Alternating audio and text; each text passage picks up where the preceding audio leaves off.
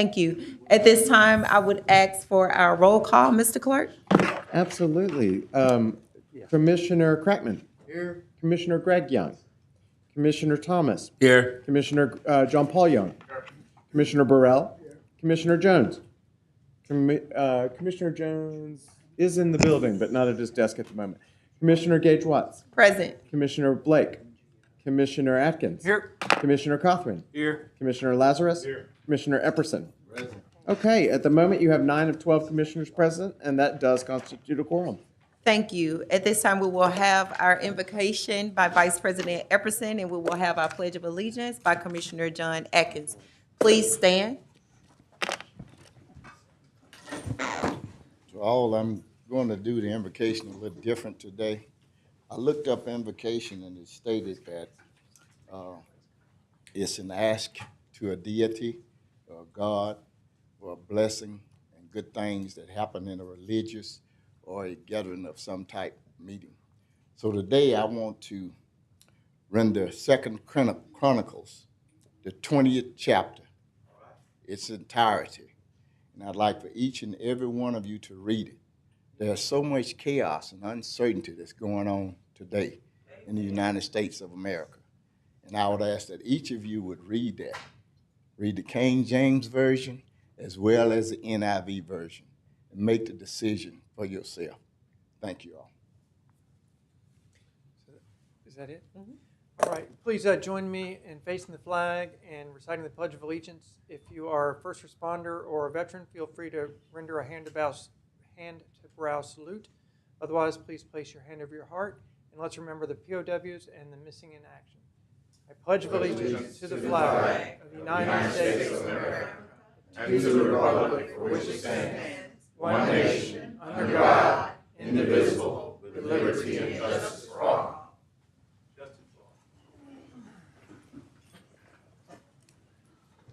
Thank you, Vice President Epperson and Commissioner Atkins. Mr. Clerk, I don't have any agenda additions. Do you have any? I'm not aware of any today. Okay. Would you like to move forward to citizen comments? Yes. Okay, at this time, citizens who wish to address the commission on any issue other than zoning are asked to fill out a comment card and submit them in the box to my left here. We have at this point received a couple of comments. Comments are limited to 3 minutes, and we have received at least 2 at this point, and those have been shared with the president. Okay. The first card I have is Mrs. John Glover. Good evening, Madam Chair, members of the commission. John Glover, 9100 Walker Road, apartment 217, Shreveport, Louisiana. Zip is 71118. I rise to speak to you all to encourage you first to be on one accord when you're doing the business for the parish. We, the citizens, have been hearing so much here lately about different issues. And we just need to understand where our members, commissioners, are concerned that we are on one accord. We cannot demonstrate behaviors and attitudes that divides us. We just cannot do it. And yet we are seeing this more and more frequently. It doesn't matter why we got here. We're here. What we now need to do is figure out how you're going to get away from here. Now, I move on to your agenda, which I often read every time you put one out. And your first agenda item is 11.1, advancing the introduction of Ordinance 6525 of 2025. Well, I had an issue or a concern, let's say that. It's asking for 50% of the income generated from the parish share of sports wagering receipts.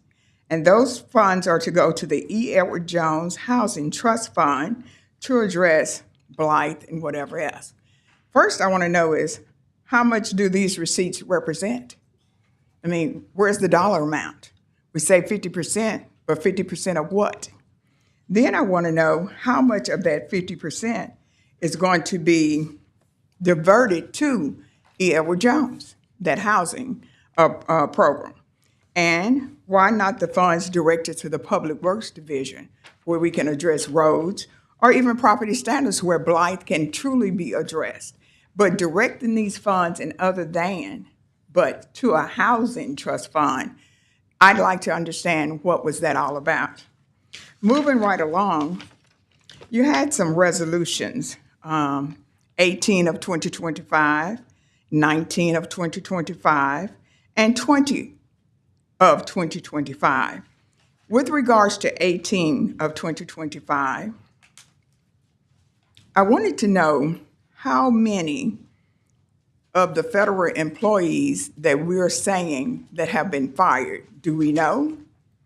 And then two, with the national aid programs, what are they? And how do they impact us here locally? And then with the last one, the tariffs, and you talk about partners or partnerships. What are those partnerships?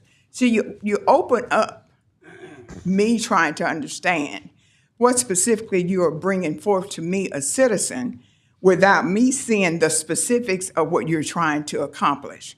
I just ask again that when we do these things, that we give thought to the consequences that can come from what we're doing. You know, we're not here to sow discord or have division, but we definitely don't want to be led with that division from those that we have elected. Thank you. Thank you, Ms. Glover. The next card I have is former Commissioner Michael Williams.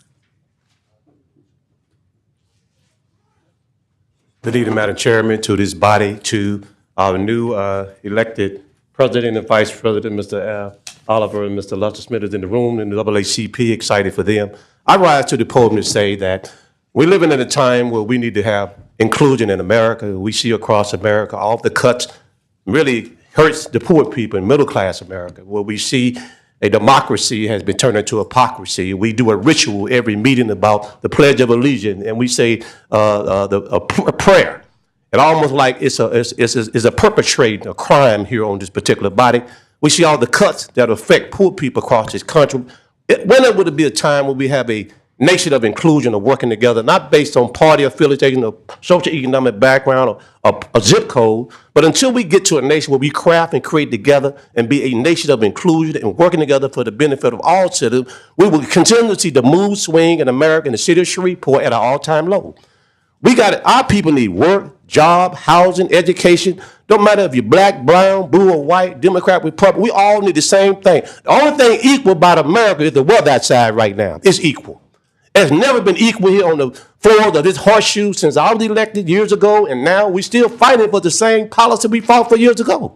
And if we can't find people, like-minded people that say they love the Lord, and they want to work in the spirit of cooperation, not confrontation, you can't expect of people that's been discriminated against for many years to not say nothing and be silent. That would be unethical and unreal. We're all created equal, but we're not treated equal on the soil of America. That is true in the fact. These are national data and statistics. Isn't it time for us to come and work together? We vote like we feel. We vote on racial line and party line. That's just reality. I don't mean to come up here and talk about race. But Republicans now have a barbaric, inhumane policy that hurt what? Working class, poor people. And you get up and say before God and go to church on Sunday and tell me you love God's people. You're hurting God's people when you vote against to take food out their mouth. Water, food, clothes, shelter. You hurt the least of these, the widows, the poor. That's what you're doing, Republicans, and it's wrong. And one day you got to pay account for what you're doing. So stop all this perpetrating, stop breaching the Constitution, stop breaching the Bible, and really do what you was elected to do. We can't find people that can change the policy. Well, we need to change the people that need to change the policy. Elect new people. You can't get the job done. You run every year about the thing. Why would I give you 4 more years more of the same? I stopped by to serve notice to Cattle Parish Commission, the City Council, and the Superintendent and the school board that business as usual is no longer acceptable. I pray that you will hear to what I said. I pray you listen to God, if anybody else, because you're going to reap what you sowed today, and you got to ask before God. God bless you, and God bless America. Thank you, Mr. Williams. Mr. Clerk, I don't have any other comment cards. Madam President, I see no more in the box either. So if you'd like, we could move forward to reports. We don't have any scheduled visitors today. Thank you. So under reports, we do have an admin report. Thank you. Mrs. CEO, Yes. Good afternoon, Commissioners. good afternoon. You should have the February 25 financial statements at your stations. You You have the juvenile data, which is we have the juvenile data. We have 19 in detention, 2 17-year-olds, 2 OJJ, 27 in CCC, and 423 probation cases. Love the Boot Week will be April 7th through the 11th. Caddo Parish employees will participate in events during that week. And then the summer employment program applications will open March 31st through April 13th. Prospective candidates can go to our website to apply for those summer intern positions. So just want to notify you of that. That concludes the administration report, and we'll take any questions or comments at this time. Thank you. Vice President Epperson. Thank you, Madam Chair. Excuse me. Ms. Bryant, I think a couple of meetings or so ago, I asked that you check with Dr. Martha White if she was still in that position of our region relative to Louisiana Department of Health issues, with the measles outbreak. So did you make any contact with her? Yes, sir. We have to get additional requests from another office in order for her to come. So we're still working on that. Okay, thank you. That's all I have. Okay. Mrs. Bryant, I would just like to, at this time, thank you and Public Works for addressing the issue in the Village Square apartments, to get those dumpsters out to that location and to help those citizens get that area cleaned back up again. This has been an opportunity for us to collaborate and work with the city of Shreveport to address this issue of these citizens who are already in dire situation, having to move and being displaced due to the water conditions that they had nothing to do with. So I just wanted to publicly thank them. Thank you, Director Weaver. We appreciate you, your tenacity and moving expeditiously to get that area cleaned up. Got a call today and says that it looks like a total different place over there.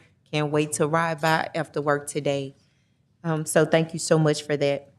I also wanted to address an issue. Well, not an issue, I would like to say to the Providence House is actively processing those requests to help with the relocation assistance. And there are several applications that are already processed. And if anyone is still needing assistance, you may contact the Providence House or 211 for more information. Did we have any other updates on that issue? Or? We're also working with Hope Connections in order to help with immediate housing until they can get longer-term housing. Okay. All right, thank you so much. That was all of the comments I had on your report. I don't see any other commissioners on the board. Next item, Mr. Clerk. Thank you very much. That brings us, we'll go to commission remarks for communiques, reports, and other items related to the work session agenda. All right. Communiques, reports. All right. Commissioner John Paul Young. Thank you, Madam President. I wanted to take a moment to respond to Ms. Glover's questions about the item that I placed on the agenda. First, I'd like to say that I always appreciate her scrutiny of our agenda and the intelligent questions that she asks about it. So her first question was, how much money is the 50% of income from the sports wagering receipts at present? And at present, I believe it's about $75,000. Is that correct, Ms. Bryant? We budgeted $200,000 for 2025, so we're amending the budget to put $100,000 in the Housing Trust Fund and leave $100,000 in the general fund. Okay. So the document linked on our Yeah, 75. agenda says 75. Okay. So we might need to change that. Or We can change it to 75. at your discretion. Okay. So that's the number for Ms. Glover's benefit. And then she also asked why not put this money into our Public Works Department for property standards or our property standards unit, which I believe is inside the Public Works Department. Is that correct, Ms. Bryant? Yes, property standards is a part of the Public Works Department. I also believe that our Public Works Department is adequately funded already. Is that Do you also agree with that? I believe that they have an abundant funding in the public works fund. So we don't need $100,000 extra dollars in property standards at this time for parish property standards work, but we do have a housing trust fund that we can use, that was set up by this commission, that we can use to develop and improve housing that is affordable shelter for the people of Caddo Parish. And that fund currently has dollars in it, about $800,000, I believe, and we have used that fund to sponsor affordable housing initiatives recently in this budget year, but that fund does not currently have a funding source that is ongoing. And so this resolution, or this ordinance, is designed to allocate a funding source to it so that it can be replenished and used on an ongoing basis. And one of the reasons that that is appropriate to do is that we are currently expecting our state legislature, led by Senator Sam Jenkins, to create a land banking law that will allow municipalities and governmental entities like Caddo Parish to participate in land banking, which can increase the supply of affordable housing. And this would be the pot of money that we could conceivably use to do those efforts. Thank you, Madam President. Thank you, Commissioner John Paul Young. I don't see any other commissioners on the board. I'm sorry, I forgot your board is not working. Parliamentarian Thomas. Thank you, Madam President. I did just want to thank you for that update with the Providence House as regarding the housing relocation. I did want to thank the citizens. We had a very safe weekend in downtown Shreveport. As you know, this is 318 week, and this was 318 weekend that was celebrated. There was a festival at Caddo Common Park, as well as the inaugural Food Fest at the Municipal Auditorium, and also a show that was dedicated to our parish by designer Tasha. There was a great turnout. I always enjoy when we were able to gather and have safe, fun, family-filled entertainment. There were some numbers that were erected that they had a community service project. They will be available in our lobby if any citizens want to come, as they stated, be the one. It is a 3 and an 8, and you will be the one in the 318. So I encourage all citizens to please come down to our government plaza's foyer and take a photo with that. Other than that, that's all. That's all my comments for right now, ma'am. Thank you, Commissioner Thomas. Commissioner Rod Carthorne. Thank you, Madam President. I would just like to share on the 11th of March, Ms. Bryan did an outstanding job representing the parish at the Northwest Business Association meeting. Also on the 13th of March, the Power of One was observed at Brookwood for the Faith in Fostering kickoff as well. On 14 March, Southern Hill Business Association had a bowling event, of which I would just like to publicly thank Commissioner Grace Ann for some of the gifts that she gave to that organization as well. Lastly, Dr. Randall celebrated his first anniversary as pastor of Sunrise Baptist Church, Bishop Randall as well. So, you know, he have about 4 or 5 different names, but again, it was truly a celebration on yesterday. So again, I just wanted to acknowledge that as well. Thank you, Commissioner Carthorne. Commissioner John Atkins, committee report. Thank you, Madam Chairman. I want to let the body know and the people attending the meeting that the Finance Committee had a Finance Committee audit, I should say, an Audit and Finance Committee meeting today, met just prior to our full body meeting to review the audit schedule for 2025. And we were looking at the information systems access process and the payroll and benefits issues. So that, I believe, is that on our agenda today? It is. So that's on our agenda today. So we'll be presenting that to the full body for consideration today. Thank you, Madam President. Thank you, Commissioner Atkins. See no other commissioners on the board? Did you have a president's report today? Just one quick reminder that early voting is happening now until this Saturday. You can vote downtown or at the Hamilton branch on Burt Coons. Thank you so much. And that brings us to old business, where we just have a reminder here that the selection of the Youth Advisory Council members is ongoing. So if you do have additional names to submit, that is still an item on your agenda. Otherwise, there's no action required at this moment. Thank you, Mr. Clerk. And according to this roster, we have about 13 slots available. Okay, Commissioners, so if you have not submitted your names and you know individuals, our youth in the parish who are interested in serving on this council, we need to get those names in as soon as possible. Thank you. And if it helps, just a reminder, we do have County Parish Government Month next week, and so we'll be doing Students for a Day. So if you're looking for your students for the Youth Commission, they may overlap with people who might be good for that opportunity as well. Great. Next month, not next week. Yes, next month. Yes, did I say next week? Thank you for the correction. Absolutely. Okay, yes, and so that brings us to new business, where the first item we have today, 11.1. Madam Chair, Commissioner Burrell? point of information. On that Youth Advisory Council, again, for clarification,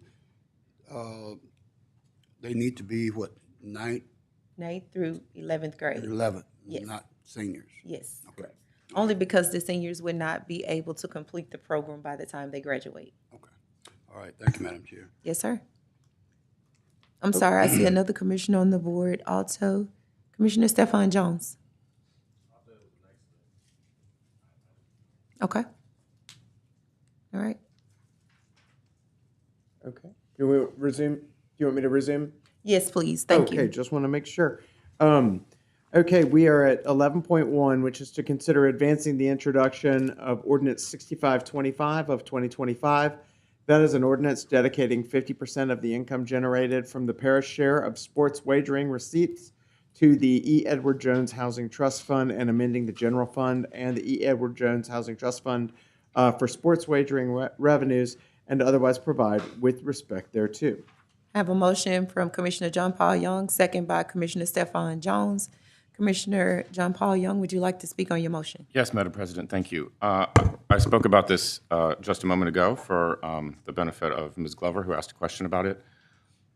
It will dedicate either about $100,000 or $75,000. I'm not sure where we landed on that number, Ms. Bryant. Commissioner, even if it's 100 or 75, if you do 50%, it's going to be 50% of the collections.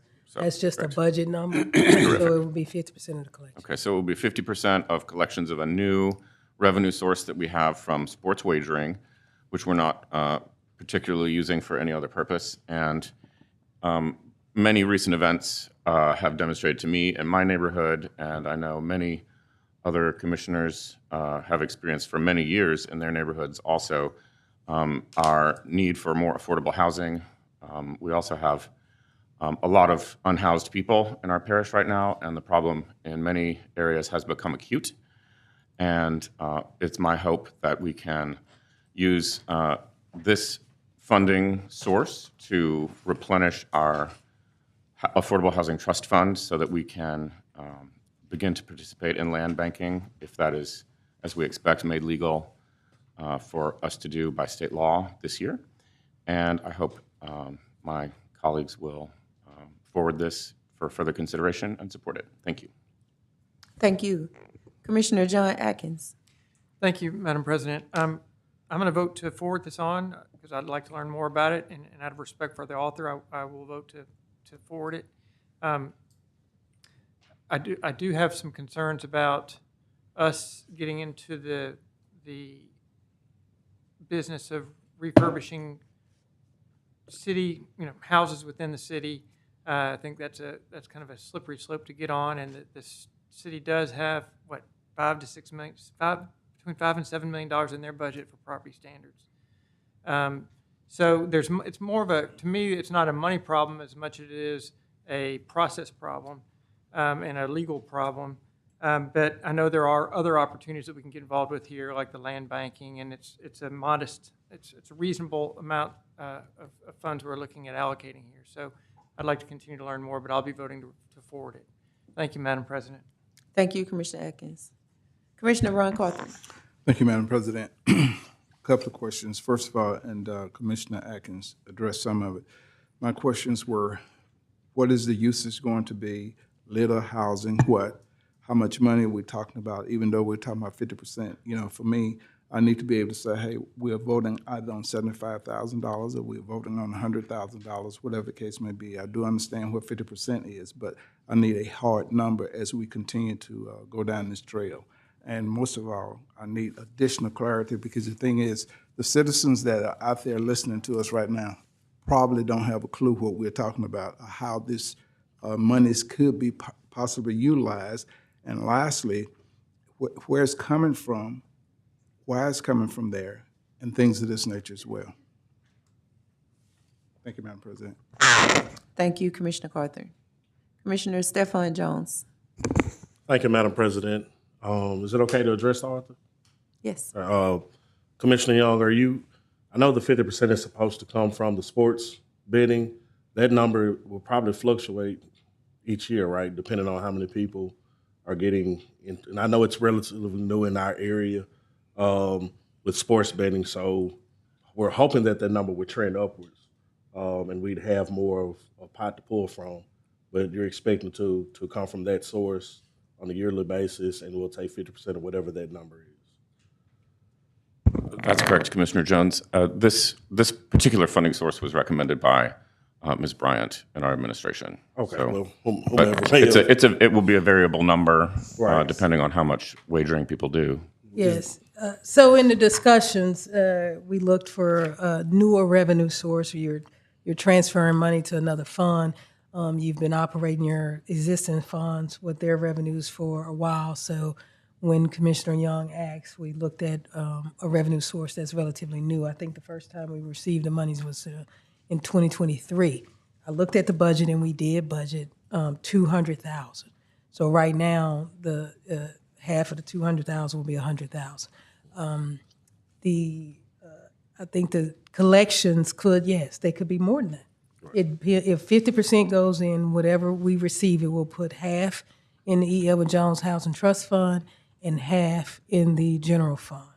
I would anticipate we probably would collect more than the $200,000, but that is what we budgeted for 2025. Okay. I guess the other thing I would want to ask, this may be more towards you, Ms. Bryant. It would work similar to how we do with the Riverboat fund. Would that be, is that kind of like a similar funding source? No, so in the case of the NGOs in economic development, we've established a process where we take applications and submit it to the commission, and you make recommendations. If you were doing an NGO type organization, yes, they would follow the same guidelines. But we would budget these funds. Right now, it's going to professional services, but as you receive additional funds, we would go through the budget process and budget those as the commission and administration deem the needs are. It could be for housing, actual housing. In this case, right now, we have this professional service related to blight and helping with property standards. But as you collect more funds, you can look at additional projects that are related to housing. Yes, ma'am. Well, I guess I should ask it this way. With the Riverboat Fund, these are revenues that come from what people willingly give up out of their own Yes. to go gamble, and we get those revenues back. And so the sports betting will work the same, correct? Yes. So these are people, and not to cut you off, but I just want to make sure we have clarity, because it seems to be a misconception as to how the NGO fund works. Folks take money on their own, and they go gamble, right? And we get revenues from that. So these are not tax dollars. That we're not levying a tax. I just want to be clear. Am I incorrect with that? No, we're already receiving these funds. Right. The funds go into the general fund. So it will work the same with sports betting. These are funds, like I choose to go bet on a parlay on my own. This is not the parish saying, because I already know how this is going to go when we leave this meeting. Somebody's going to try to make it seem like we're taking money out of people's checks to create money, a funding source for the E. Edward Jones Trust Fund, and I just want that to be clear now on the record. You know, no indictment to any of you all, but I just want to make sure that we get that language clear now, so I won't have to answer those questions later. Yes, so you all, the commission, the parish receives riverboat gaming money from the casinos. We receive video poker money through video poker that goes into the economic development fund. We put the gaming monies in the riverboat fund. When we receive the sports betting money, we didn't, we just put it in the general fund. That is the catch-all fund if there's no other source. And so since this is a new revenue source, you're electing to decide where you want to put some of those funds. You're saying, I want to leave half in general fund and half in the housing trust fund. This is, I guess, a normal process when you get new revenues. How do you want to use those revenues? Right. Okay. I appreciate that. I just wanted to make that clear because that was a question that I've received as it relates to NGOs, and I'm thinking this will work in a similar way, that Commissioner Young is not putting something on the agenda to take from people. If you choose to bet your hard-earned money on gambling or sports, you know, then that's what you choose to do, and there are revenues that come from that, and we receive them, we take them, and we try to do things to create change with it. Would you agree, Commissioner Young? All right. I will just add the revenue source is new because, as you'll recall, a referendum went to the voters. Right. In order for them to approve sports betting in Louisiana. And once that was improved, every parish in Louisiana gets their share of Absolutely. Those dollars. Thank you so much. I yield. Thank you, Commissioner Jones. Commissioner Grace Ann Blake, were you on the board? No, okay. I'm not seeing any other commissioners on the board to speak at this time. I would like to make a substitute motion to move this to the Long Range Planning Committee. And I'll second. Okay. Thank you. It's been motioned by the chair and second by Commissioner Grace Ann Blake. I heard you too. It was a tie. And I would like to just speak on this. My reason for moving this to the committee, I hear that there's a lot of comments and questions around this particular ordinance. I do think that this is an issue, that we all have and has had plenty of comments about and dialogue about the blight in our community. And that's one of the things that stands out when Commissioner Young mentioned the information about this ordinance. That was not the one that he actually described the most. He talked about our housing issues, which is an issue as well. But with the blight issue, we do know that Bloomberg is actually working with the city of Shreveport, and there's an active grant that is going to be dedicated to addressing the blight in Shreveport, which includes Caddo Parish. So with that being said, and all of the other additional questions that we have about this, we could get a long-range planning committee call before the final vote on this. And I will move to advance it with that long-range planning committee before the final adoption. Okay? Got that, Mr. Clerk? I'm sorry, I'm dealing with multiple. All right, we'll fill you in. I have a couple other commissioners on the board, and we'll fill you in shortly. Commissioner Ron Carthon.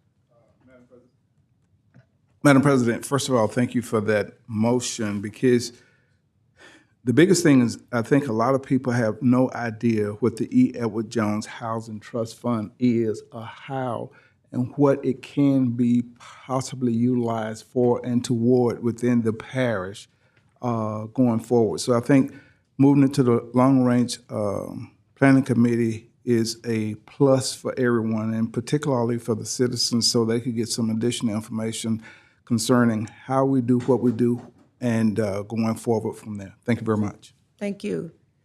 Commissioner Roy Burrell. Thank you, Madam Chair. I just want to remind the public that the fact that this fund is called E. Edward Jones Housing Trust Fund, it has nothing to do with Galilee Baptist Church and the late E. Edward Jones, other than to honor him because of the work that he's done. When people hear this, they have a tendency to go off in left field on things, and I honor my late pastor, and I can assure you This has nothing to do with it. Former Commissioner Jackson, in honoring him, only named it after him because of the work that he's done. Thank you, Madam Chair. Thank you, Commissioner Burrell. See no other commissioners on the board? And I'm sorry, Madam President, could you clarify that motion? And I apologize, I was trying to address some other I got you. technical issues. Yes. But could you clarify that motion? I know that it was to send to the Long Range Planning Committee, to refer to the Long Range Planning Committee.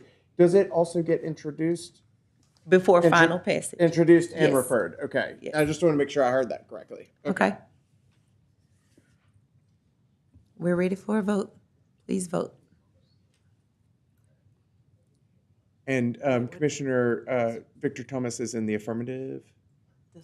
Yes. Commissioner Thomas, you're in affirmative. Okay. Commissioner Blake, were you What able are we to- doing? This is the cast the vote for the substitute okay. motion that would Okay. Just making introduce sure. and Okay. refer to long-range planning. And that motion carries Yes. with 11 in support, none in opposition, and 1 absent. And brings us to the next item, which is 11.2, advancing consideration of advancing Resolution 16 of 2025. That is a resolution to authorize the Caddo Parish Administrator to approve the assignment, bill of sale, and conveyance of state agency leases number 22265 and number 22266 from Cypress Energy Partners LLC to Paloma Natural Gas LLC, and otherwise providing with respect thereto. All right. These are in Districts 6, 10, and 11, by the way. I have a motion by Commissioner John Atkins, second by Commissioner John Paul Young. Commissioner Atkins, would you like to speak on your motion? Yes, Madam President, thank you very much. I would like to propose that we englobo and advance item 11.2 and 11.3. Both of these are dealing with Paloma Natural Gas, oil and gas leases. Okay. Second by the chair. Thank you, Madam.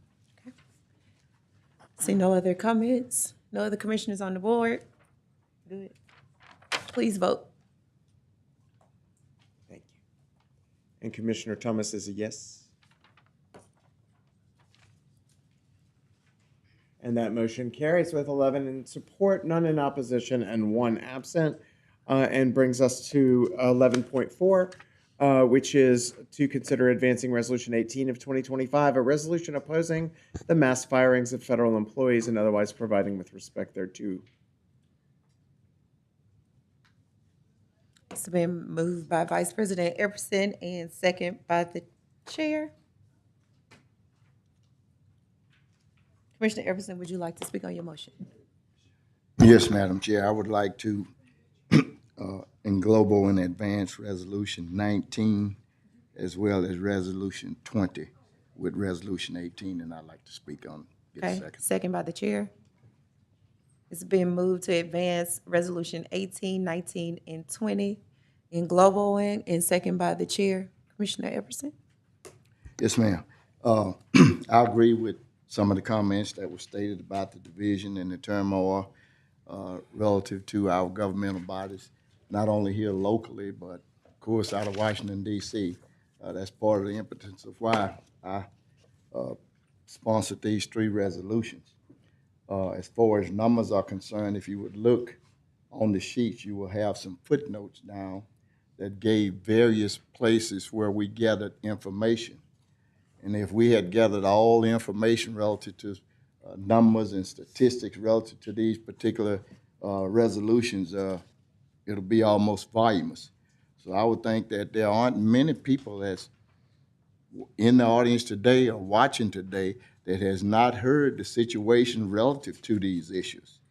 And I don't think it's too hard. You take on resolution number 19, say, what are we talking about cutting? We're talking about Medicaid, Medicare, SNAPs, Head Start program, Department of Education, Veterans programs, Department of Defense, and on, Environmental Protection Agency. I was just a patient at Overton Brooks VA Medical Center about 2 weeks ago for 3 days. And once I got discharged and I was on my way to D.C., I got numerous calls from the personnel, and nurses, and the doctors that waited on me while I was a patient there, that they had received a letter that their jobs was in jeopardy. Upon my discharge, I had to go down to the pharmacy to get a prescription filled. The line was long, and some of the people were having issues with that, and they say, well, hey, we're shorthanded.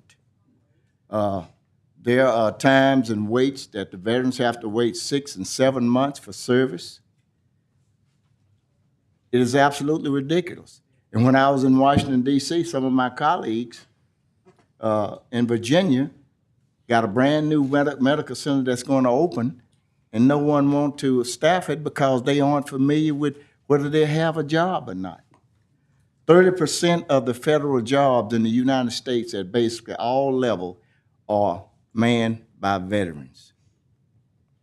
And I was on an interview the other day, and I stated, some of these people are so calloused with these decisions.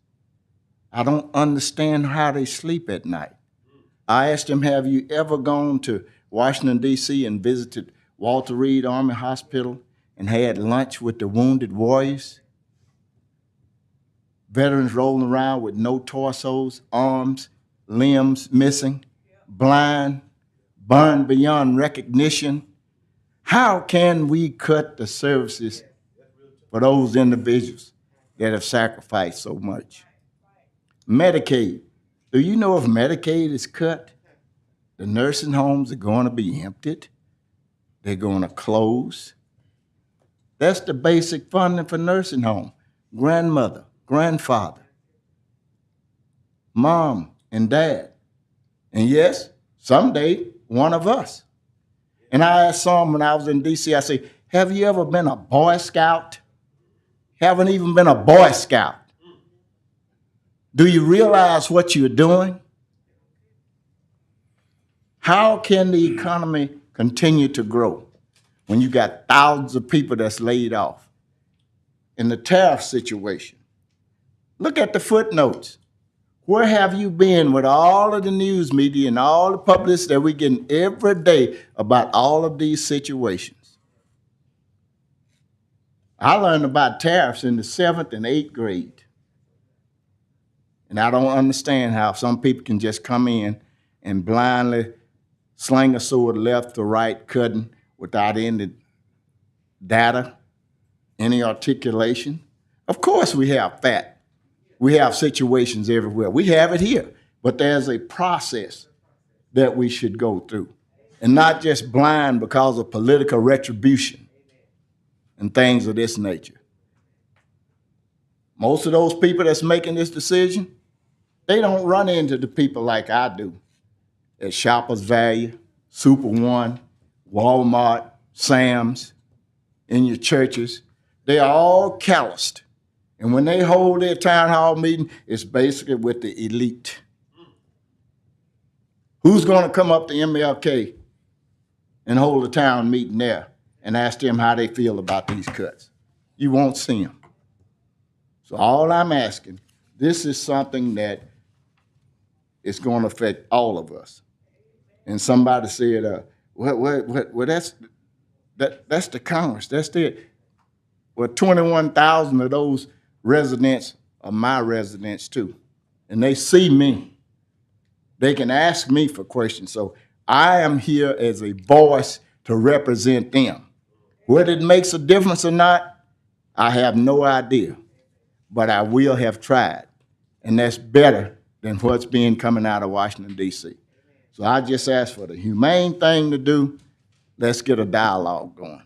Let's let our local constituents know that we are trying to advocate for them, whether it makes a difference or not. And I ask for you to advance these resolutions to Thursday's agenda. Thank you. Thank you, Vice President Epperson. Commissioner Ron Carthen. First of all, I thank Commissioner Epperson for stepping up to the plate and sharing his genuine concern in reference to these resolutions. And when I initially read them, I'd be very forthright. Okay, it's just a piece of paper to me. But to hear him explain, and the thing is, I would take it a step further. If this pass or don't pass, what do we do collectively as a body going forward? Even if this passed today, okay, with these resolutions, my question is, as a individual, one of 12 here, what do we do for our citizens, our constituents, as Commissioner Epperson have just said? The thing is, people are losing jobs. You know, it's a lot of things that you can lose in your lifetime, but a job probably is not one of them, not particularly when you have family. And the other thing I would share going forward also would be, as I stated, what do we do next? The thing that initially come to my mind is that we have to, quick and in a hurry, do some form of a job fair. People are without jobs. There are jobs here in this city, in this parish, in this state. Okay, I understand it might not necessarily be the job that they have or even the job that they want. But the point being is if we can continue to keep people with some sustainability at this particular time, I think we would have done our due diligence. And again, thank you, Commissioner Epperson, going forward. Thank you, Commissioner Carther. Commissioner John Atkins. Thank you, Madam President. These are difficult times we're going through right now, but fundamentally, I believe that our federal government is too big. I think it does need to be right-sized. I think some adjustments need to be made. I think whenever you are addressing these types of issues, it's best to do it quick and fast and get it over with and move on. I certainly don't know what this whole picture looks like at the end of the day, but for that reason, I'm supportive of the changes that are being proposed by the President, and I'll be voting against the resolutions being proposed by my colleague. Thank you, Madam President. All right, thank you, Commissioner Atkins. I would just like to remind the audience to please hold your comments at this time so that we can hear the commissioners as they speak. Commissioner Epperson, I thank you for your courage in introducing these resolutions. One of the biggest things that we can do, as Commissioner Carther mentioned, is to be able to provide resolutions to push back on things that directly impact and affect our communities here locally. We introduce resolutions all the time. If we are in favor or opposition of something that is going on nationally, and this is one of the ways that we legislate. I am definitely in support of these resolutions and will be voting in support of them. Commissioner Roy Burrell. Thank you, Madam Chair. I think most of you probably know my position on much of this because you probably see it every day, me fighting people on Facebook and any place that I can lend my voice. After 25 years of this stuff, I should be ready to stop, but I have generations to come, hopefully later on, that's going to be dealing with things that we are doing today that is going to be affecting them tremendously. And I'm not just talking about those that's in my lineage. I'm talking about those that are in others who are sitting around this horseshoe. We are in some very troubled times. One of the benefits of being around 25 years in this stuff, you've seen a lot of changes. Some good,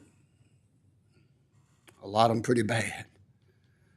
But we move on, hopefully, as a nation.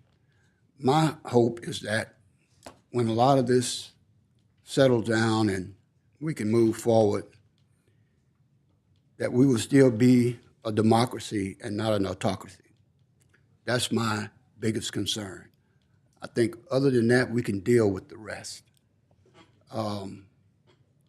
These resolutions, we're going to have to, at this level, because all politics are local. There would not be a president if there were not someone in the local community that voted for them. There would not be any other offices if that were not the case. So it's important that we send a message because we are local government that represent local people that are in the district, whether it's up to the state or whether it's up to the national level. And when we do not exercise that right, I think that we are negligent of our responsibility. And I don't plan to be that. Thank you, Madam Chair. Thank you, Commissioner Burrell. Commissioner Parliamentarian Victor Thomas. Thank you, Madam President. I know we all sit here and we say these speeches and we say these different words, and it sounds good. But what I wanted to do is, as I'm reading this, it says cuts to national aid programs, and I'm going to read a few of those off. Medicaid, Medicare, SNAP, Head Start, the Department of Education, Social Security, Veterans Programs, and the Department of Defense. It's easy for us to say that and not look at the human cost of that, but I know there are a lot of people watching, but just the people in our audience, and I want this for all 12 of us to look at that. If you're affected by any of those programs, can you please raise your hand for me? Everybody in this room, hand should go up. Whether you have grandchildren that are in college, whether you have an elderly person that's on Social Security, whether you or someone you know has served in the military, all of us are affected by these cuts. All of us are affected by these tariffs, these taxes, all that stuff rolls down hills. I just want to put a human face to that as we keep mentioning these things and just blithely just dismissing them as facts that don't affect our daily life. I just want to put a face to that. Thank you, Madam President. Thank you, Commissioner Thomas. See no one else on the board? Please vote.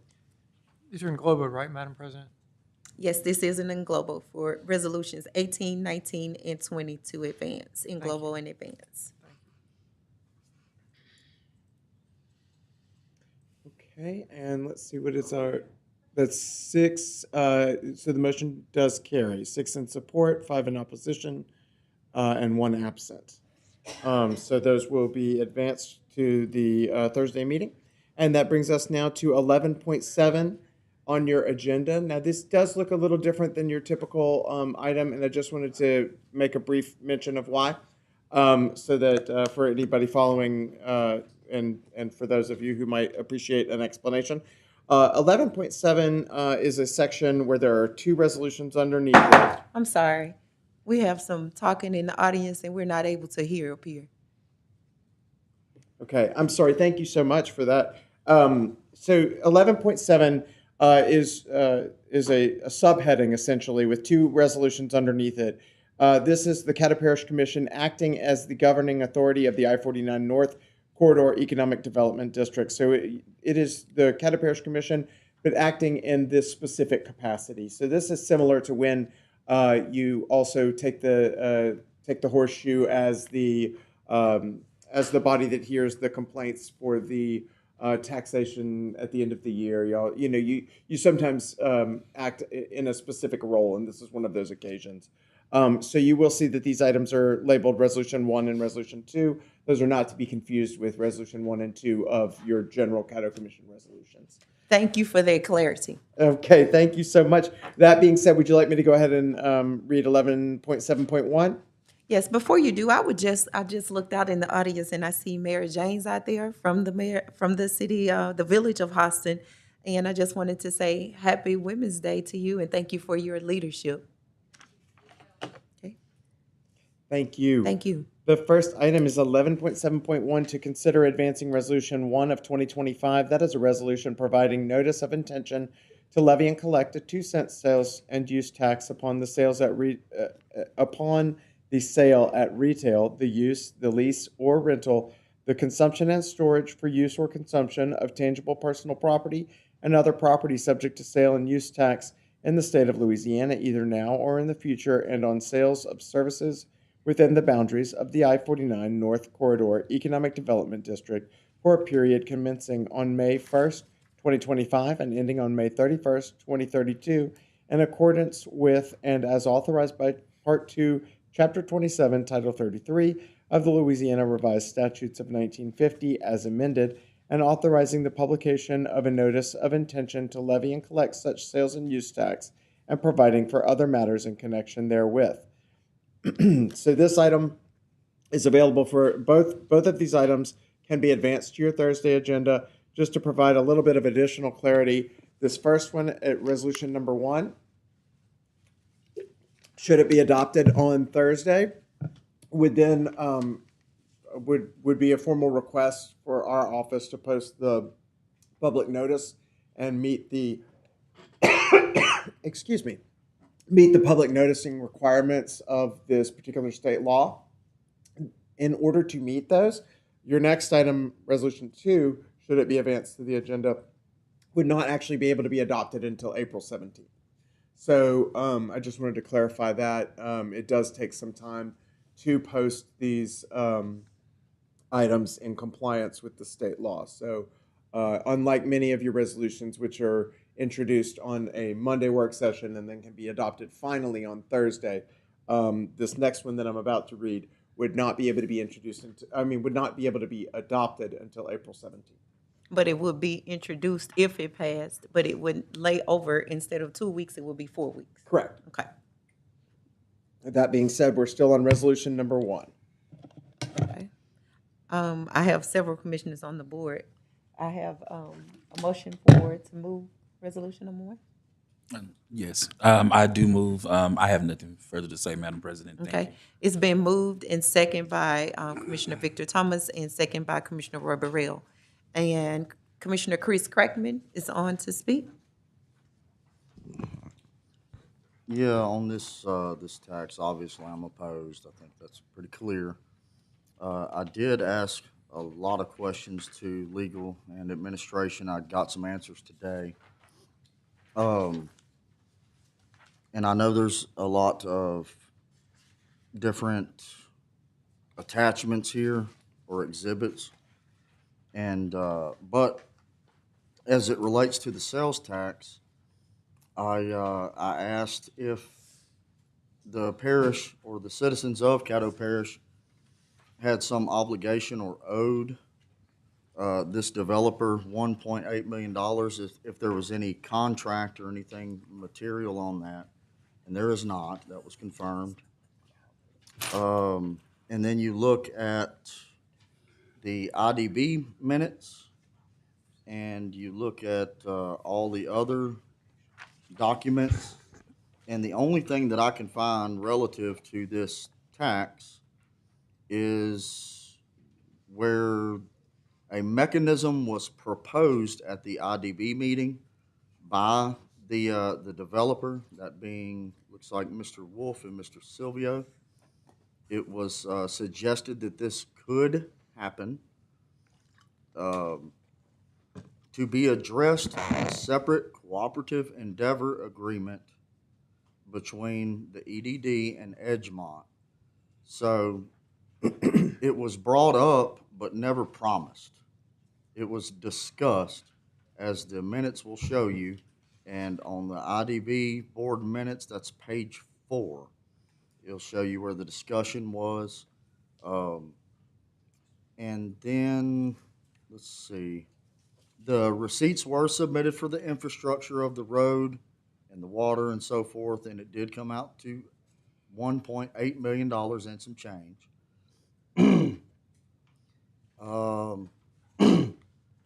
Revised statute 33 and so forth gives us the statutory authority to do this.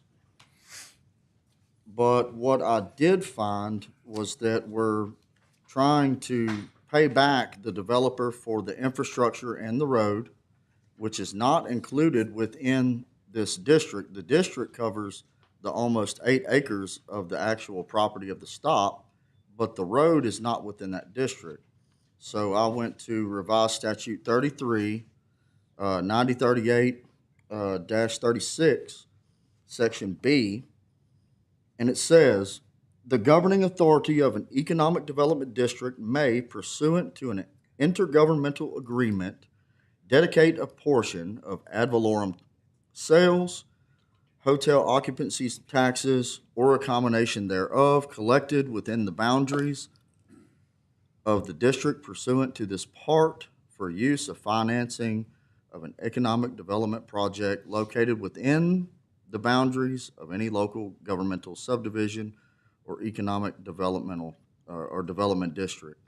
I'm curious if and this might be a great question for administration or legal, I'm curious if we are given more or less a $1.8 million refund to the developer. Can we? Because this says that we can't put any of that money back into anywhere other than the boundaries of that district, the Economic Development District. And the road is not a part of that district. I mean, if this passes, you can just get me an answer by Thursday. And also noted is that this 2% tax does not go on fuel. It cannot go on fuel. And we were told that that it would mainly be by the passerbys, truck drivers, and so on and so forth. But the main thing that truck drivers are buying is fuel. So all the charges are from tangible items from within the store, is my understanding. And the road itself, I still don't have any clarity of whether or not this road is private or not. I know it's, I talked to Director Weaver today, and it's not on our maintenance schedule. And you look at the tax assessor's file on it, and the road belongs to the industrial board. So I'm a little confused at that. Is it for public use? Is it not? Is it just a driveway to the truck stop? That's what it seems like to me, but I'm unsure. I don't have an answer to that. Commissioner Crackman, give me a second. The clock has not been working since he's been speaking. Can I get a time on how long he's been speaking? I'm sorry, I don't have a solid time. Probably 2 minutes. Okay, Madam President, I'm about to wrap it up. I thank promise. you. And lastly, in the IDB meeting, it's the only thing I can see about employment. It says that it would roughly employ 22 people. It would create 22 jobs. Well, and possibly 7 with the restaurant, Subway. But last week, a lot of folks started calling me, a lot of constituents started calling me, and they were curious if I was picking on this truck stop because of an ICE raid, which I knew nothing about. So I reached out to as many people I could think of to try to get down to the bottom of it last week. And finally, I talked to Representative McCormick, my state representative, also a member of GOSEP. And I got this response from him about the employment issue there. And if I may, I'll just read it out loud real quick. Response to your inquiry on ICE, U.S. Immigration and Customs Enforcement arrest at TA truck stop. Commissioner Crackman, this reply is in response to your recent inquiry regarding a potential ICE enforcement action involving employees at the TA truck stop in Halston. We understand that this matter of concern and appreciate your diligence seeking clarification. We have received information from Representative Jay Galley, Chairman of Homeland Security, indicating that a total of 7 individuals were detained and subsequently deported. It appears that these individuals were found to be in violation of federal immigration laws, prompting action by ICE. And it goes on, and you all have a copy. I hope the clerk got you all a copy. So when we talk about this tax, that's not on gas, but it's on food and other tangible items from that truck stop, it obviously affects the citizens there. And allegedly, and according to this letter, citizens of Halston aren't even employed there. They're employing immigrants. So I would really like some answers to a lot of these things, and I would really like to know if we are supporting a promise that I cannot find in writing, just so someone could break numerous laws, allegedly. Thank you, Mr. President. Thank you, Commissioner Crackman.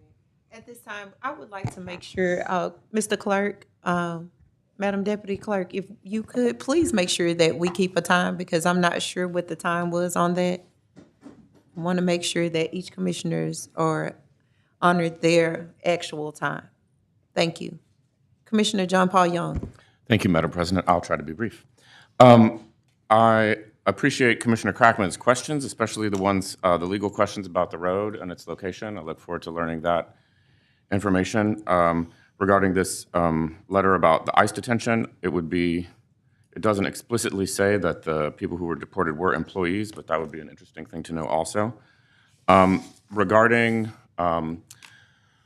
votes that this body has taken on this issue in the past, I want to read a section of the minutes from the March 3rd meeting of 2022. It's a regular session meeting. It was an in globo vote that I was the first motion to make, as it happens. And the in globo vote received unanimous support from all commissioners present. That was 11 commissioners, including the representative at that time from District 1, the late Todd Hopkins. And these minutes are posted on our website under this agenda item.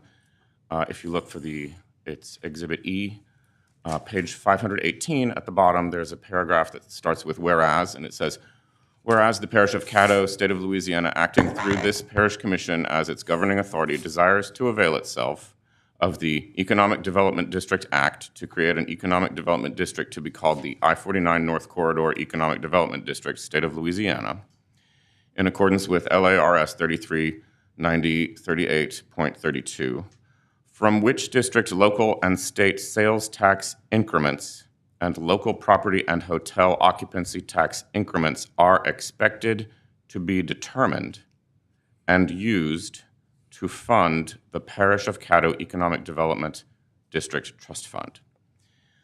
And so we all voted on that, and it was a unanimous vote, and it was a mutual expectation that we all voted into law in an ordinance. And it goes on just a little bit to say, now therefore, the Commission for the Parish of Caddo hereby ordains, Section 1, all of the above whereas clauses, such as the one I just read, whereas, are adopted as part of this ordinance. So it's hard to imagine a clearer way for us to signal our intent that we were planning to create a economic development district that has sales tax increments that are expected to be determined by actions such as the one that Commissioner Thomas has put on our agenda and used to fund the Economic Development District Trust Fund in question. So to me, it seems like we voted to do something, and now that it has been done and someone has acted on reliance of our vote to do it, that we are duty-bound to hold up our end of the bargain, which we have already voted to do. But this is an item that takes multiple votes to enact. We have to first give notice, and then we have to pick an amount for the sales tax. Those are separate votes. And if we stop the process at any point, it would be equivalent to going back on our word, in my opinion. And that would probably chill the interest that business people have in working with Caddo Parish on projects like this in the future. And to me, just seems not to be fair. So I'm going to vote to move this forward, but with the caveat that I am still very interested to know the two legal issues that I just indicated, being interested from Commissioner Crackman's remarks. Thank you, Madam President. Thank you, Commissioner John. Commissioner Roy Burrell. Thank you, Madam Chair. Commissioner Roy Burrell, I'm sorry. Thank you. And you may be able to answer these where we won't have to get into a long dialogue.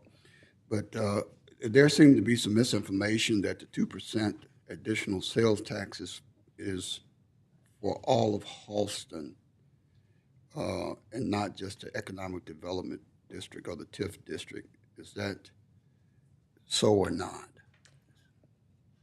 Madam Administrator, the question was, is there any additional taxes that are being incurred on the town of Halston other than the truck stop?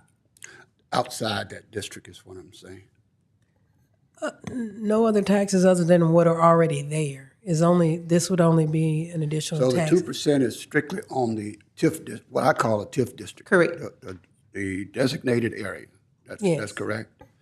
And if anything is bought outside that district, then they're not subject to 2%. Correct. Okay. My question from there is, are the residents of Halston forced to buy from that economic development district? I'm not aware of anything that would force them to buy that. Okay. My last one. Could not the residents of Halston buy from wherever they are shopping now and not have to deal with the economic development district? The residents of Halston can choose to buy wherever they want to buy. Thank you, Madam Chair. Wherever they choose. Thank you. Thank you. Commissioner Ron Carthen. Thank you, Madam President. Couple of questions. You know, the more I listen to this, the more it's like, when will we finally get to the truth? Okay. Couple of questions and just kind of statements. First of all, are we talking about 2% tax? Are we talking about 2-cent tax? The other thing is that I know we said this coming Thursday, if it goes forward, it could be for final adoption. But my question is, can we postpone it at this time? Because the thing is, again, okay, question. And if not, you know, we agreed to it, 11-0. All of a sudden, I stop before I say the wrong thing. Thank you, Commissioner Carthen. Commissioner John Atkins. Thank you, Madam President. I believe I'm correct in saying that we voted in the past, and 3 years ago, we voted to form a vessel, an entity through which TIF taxes could be imposed if they were voted on to be imposed. And at that time, the representative for North Caddo was supportive of that vehicle. Currently, it appears that the people of North Caddo are not supportive of that, of imposing a tax through that vehicle. And that tax would be an additional 2% tax on top of what's currently, 10.35? So let's just call it, that additional 2% would bump that sales tax up to roughly 12.5%. That's a pretty large number for a sales tax. So, you know, I, for one, am not comfortable going against the desires of the commissioner from that area. I'm operating under the assumption that the commissioner from that area knows what most of the people in that area would like to see, happen or not happen. So for that reason, I'll be voting against an additional 2% sales tax on the truck stop within this TIF. Thank you, Madam President. Thank you, Commissioner Atkins. Madam Administrator. Yes, ma'am. I just wanted to explain the 2% and the 2 cent. It's a 2% sales tax, but it's 2% of a dollar is 2 cents. So it's 2 cents on every dollar. Thank you.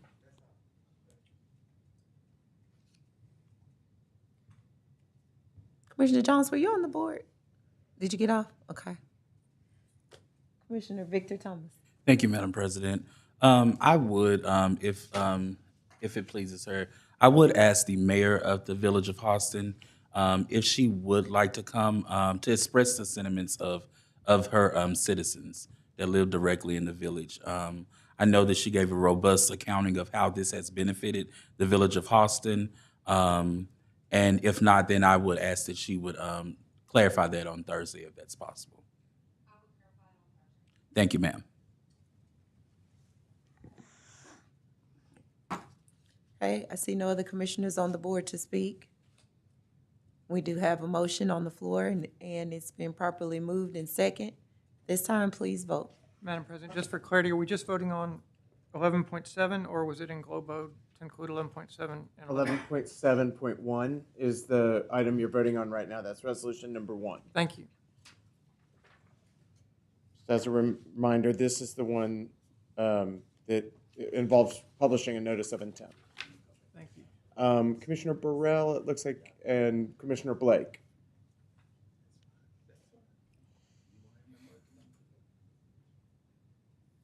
Uh-oh. Okay, and that motion carries with 7 in support, 4 in opposition, and 1 absent, and brings us now to the next item, which is 11.7.2, to consider advancing Resolution 2 of 2025. That is a resolution establishing a sales tax within the boundaries of the I-49 North Corridor Economic Development District in connection with the pilot agreement with Edgemont Holdings LLC and otherwise providing with respect thereto. As a reminder, this is the item that, due to public noticing requirements and the requirement of a public hearing, cannot be adopted until April 17th. Okay, I have a motion by Commissioner Victor Thomas, and it's been seconded by Commissioner Stefan Jones. Commissioner Thomas, would you like to speak on your motion? I don't think there's much more need to be said, Madam President. Okay, is the second of the motion Commissioner Jones? Okay, have Commissioner John Paul Young in the queue? Thank you, Madam President. I just want to briefly reiterate something that I read a moment ago in response to a comment that Commissioner Atkins made. He said that we voted on a district that could have a sales tax increment created. That is true, but it is not what is in the text that we wrote and voted on. What we voted on is an economic development district from which district and local state sales tax increments, et cetera, are expected to be determined. To me, that means more than could and obligates this body to follow through on its word. That's all I have to say. Thank you. Point well taken. Thank you. Commissioner Atkins. Thank you, Madam President. Expected to be determined, that to me is still, I guess it's an interpretation. But to me, that still leaves lots of room for future consideration. Thank you, Madam President. Point taken. Sounds like we need to change their word to shall. Commissioner Chris Crackman. Yes, ma'am. I'm pretty sure that that's just standard language for a pilot program. All of the minutes and everything that's before us and this body has passed in the past was for the pilot program that is already in place for the property tax abatement. And then the ability to raise the taxes is standard language for that such thing. You have the same thing with Amazon. I think St. Vincent Mall was quoted, and a few other things. That's just the standard language that comes with the program. They are already getting a tax abatement. And to be clear, I don't think anyone ever said that the entire parish, the entire village, town, anywhere is getting this 2% tax. It was put out there because it's the only shopping center in Halston. So seemingly it affects all of Halston. But it does not affect all of Halston. It does not affect all of Caddo Parish. I know I never said that, just to be clear. But I do believe that is standard language. Thank you. Thank you. See no other discussion, please vote.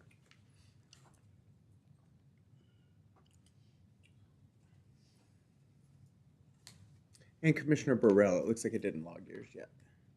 Thank you. And that motion carries with 7 in support, 4 in opposition, and 1 absent, and brings us now to the consideration of 11.8. That is to consider advancing a special resolution recognizing the Huntington Girls Basketball State Championship team. All right, it's been moved by Parliamentarian Thomas, second by Commissioner Stefan Jones. Commissioner Thomas, would you like to speak on your motion? Yes, I'd like to englobo and advance 11.8, 11.9, 11.10, 11.11, and I'll stop there. And I welcome any commissioner to speak on any of those items if they need to. Sir, I'm open for you continuing if you'd like. I'll include. I'll stop right there. Okay. I'll let everybody else, the audit and finance and everything, do their motions. Okay, thank you. Commissioner Jones.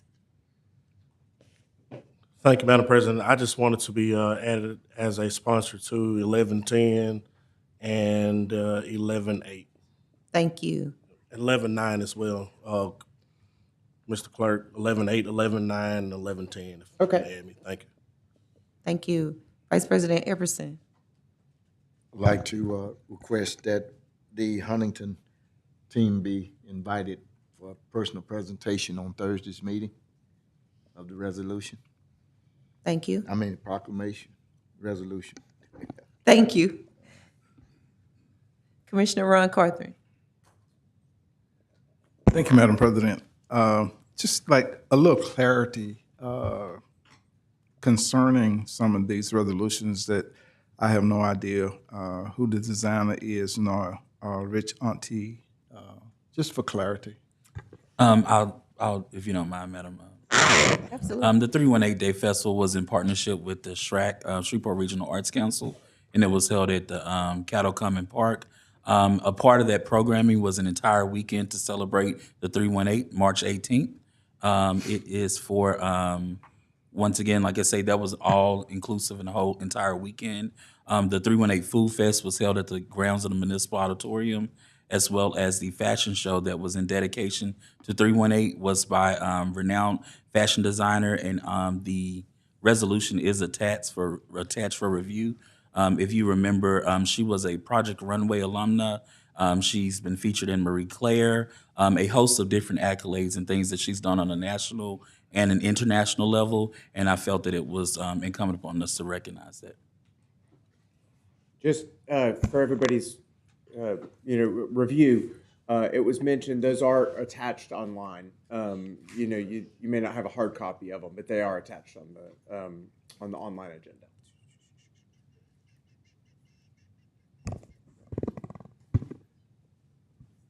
Commissioner Carter, you still have the floor. Thank you, Madam President. The thing is, again, I only ask that because everybody that's listening to us have no idea who is what. And the thing is, as previously stated, a lot of people around the horseshoe know individuals, and the worst thing in the world is to question your vote, who you're voting for or not. The thing is, I question none of the people around this horseshoe in reference to the special resolutions. But again, just to get clarity to individuals who might not know the respective resolution awardees that will be coming. Thank you. Commissioner John Paul Young. Thank you, Madam President. I would like to make a substitute motion to add to this en globo items 11.12 and 11.13 in advance. Second. Okay. We have a substitute motion to englobe the remainder of the agenda. Was moved by Commissioner John Paul Young and second by Commissioner John Atkins. Would you like to speak? I would just like to ask Commissioner Atkins if he would like to speak about the Audit and Finance Committee point or his other item on the agenda. Thank you. Is it all right, Madam President? Yes. Okay, thank you, Madam President. Thank you, Commissioner Young. As I mentioned earlier during communiques, the Audit and Finance Committee met this afternoon, and we're proposing that we add 2 items to this year's audit review. That's information systems change and management, which helps to ensure that we have that our users have the proper protections on when they can access the information systems, help to avoid any cyber crime or cyber invasion, and ensure our systems maintain their integrity.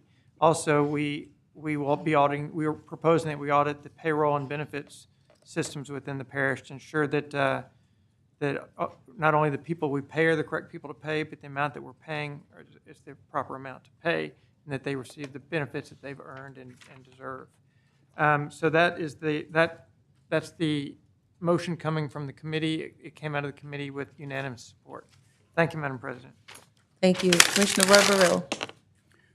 Madam Chair, I just wanted to be added to 11.8, 9, 10, and 11. Thank you. See no other discussion, please vote.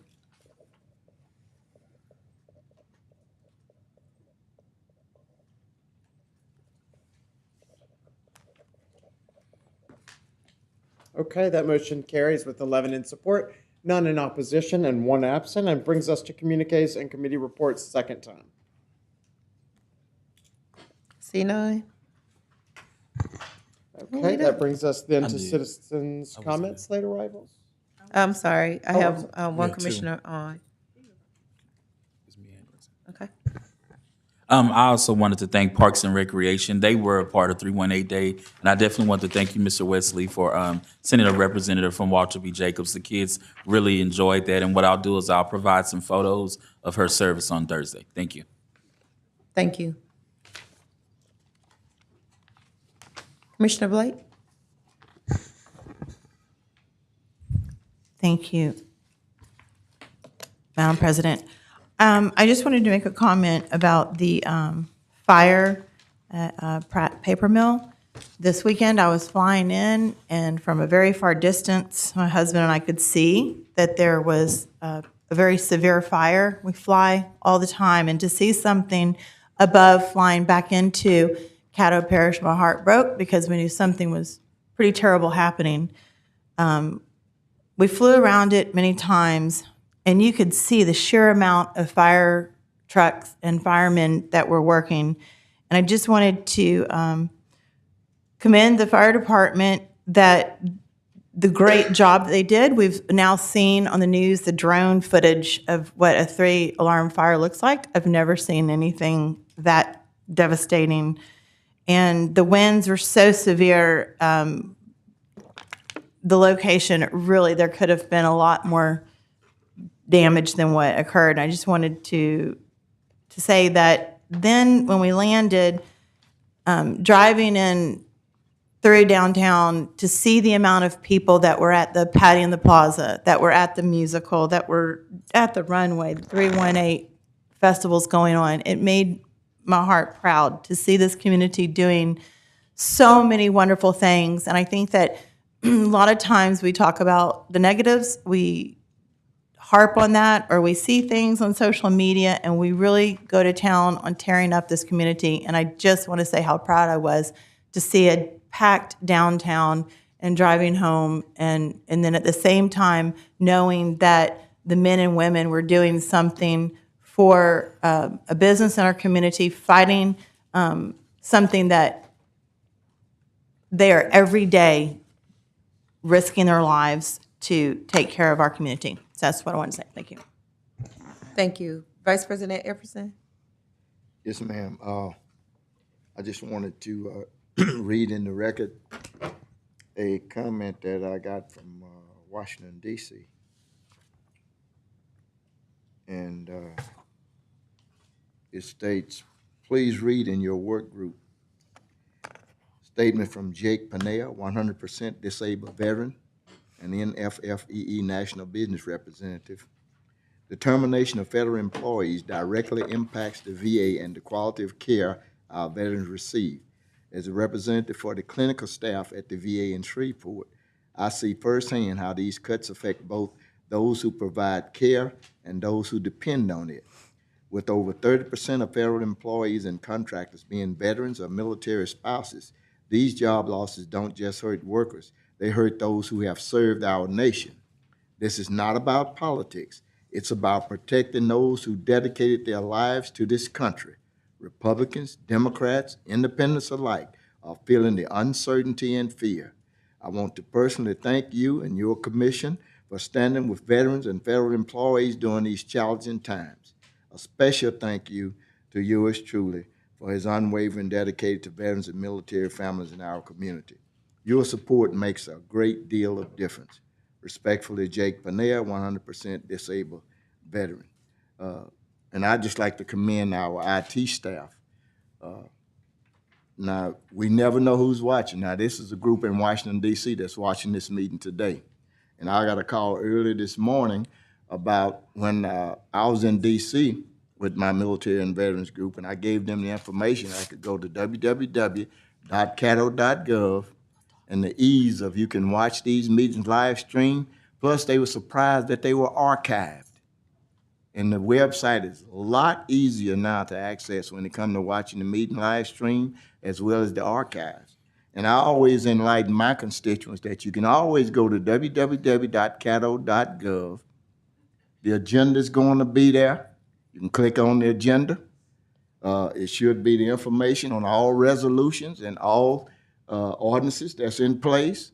And it's basically no excuse for people to not be educated as to what we're doing, because it's state law that these things must be done at least 24 hours prior to a meeting. And they have always been done. And I see one of my colleagues from American Legion Post, one of my members had a question at our meeting last Saturday, and I said, hey, it's not our fault, it's out there. You must utilize these things for more than looking at Madea and TikTok and all of that junk. These are educational tools at your fingertips. And we go through a lot with these IT companies, the communication department, to put this information out. And if you don't access it, it's not our fault, plain and simple. Just want to let you all know that. Thank you very much. Thank you, Vice President Epperson. Commissioner Carter. Yes, ma'am. Thank you very much. I just wanted to publicly thank Animal and Mosquito Control for assisting a constituent in a area this morning that had a dead deer in the yard, even though it was not their responsibility. They did all the work to get this animal removed out of the yard. Also received a call from a constituent concerning city parks, and the thing is, we need to be more vigilant in observing what's going on in our city parks. And the thing is, I will be getting with the city of Shreveport concerning some things that was shared with me, and also hoping that the cameras that they're working on, not the speed ones, but the actual cameras, can possibly start being relocated in some of the city parks as well. My last comment will be to the parish administrator, if possible, not if possible, job fair is needed immediately, okay? And again, I know it can't happen overnight, but the point is, as soon as we can, because people are without jobs, and there are jobs here in the city and in the parish. So thank you very much. Okay. All right, I see no other commissioners on the board to speak at this time. I wanted to acknowledge the president and vice president of the NAACP who were here with us earlier, Mr. Alvin Oliver and Mr. Lester Smith, and they will be formally installed on March 27th at 7 p.m. at the Shreveport Convention Center. I'm sure that we'll receive invitations and hear more about it, but I wanted to acknowledge them, and they've already left for this evening. Vice President Epperson, you back on the board? Right. I just want to acknowledge my mentee, Mr. Tony Williams, 23-year Army veteran, retired and engaged in the community back home. Thank you for coming. Thank you for your service. Good to see you today. Okay, I see no other commissioners on the board. I entertain a motion to adjourn. Here, here. All right.